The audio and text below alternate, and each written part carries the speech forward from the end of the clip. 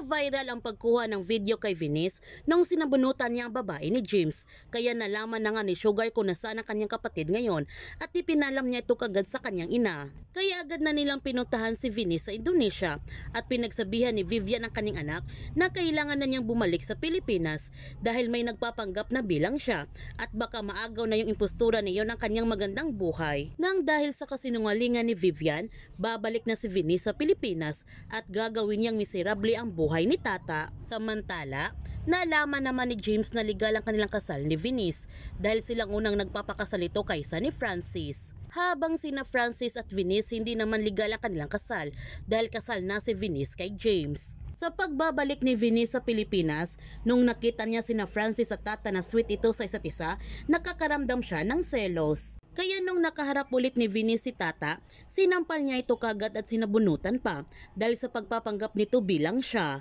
Kailan malalaman ni Francis na hindi legal ang kanilang kasal ni Venice?